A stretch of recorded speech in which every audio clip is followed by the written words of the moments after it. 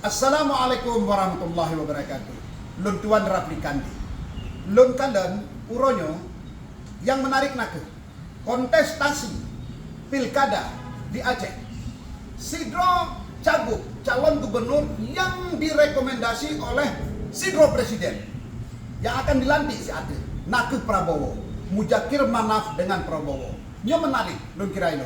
Jadi bagi kita yang orang Aceh memahami kondisinya cukup dengan rasional. Bagaimana hubungan mereka berdua? Kiban hubungan awaknya. Oleh ni baknyan, lun kira ilun nyocik kamu nodro kehendak Allah. Jadi oleh ni baknyan, mari ke kita nyo menumandumnya, orang Aceh takalan kondisinya menjadi sabuh keberuntungan. Yang tadi sauna kehukanya kiban cara sumber daya alam dannya butuh-butuh tak kelola dengan kebijakan politik yang dari pusat.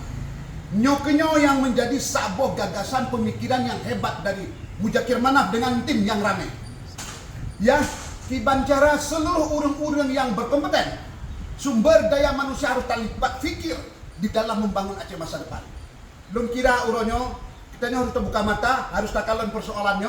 Nah ke hubungan emosional, investasi politik psikologis antara Mujakir Manaf dengan Prabowo.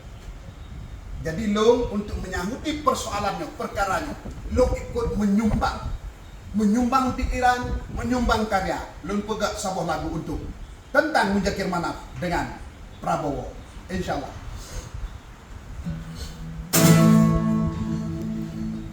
Tapi dino Mujakir Manaf pemimpin Aceh rekon Prabowo.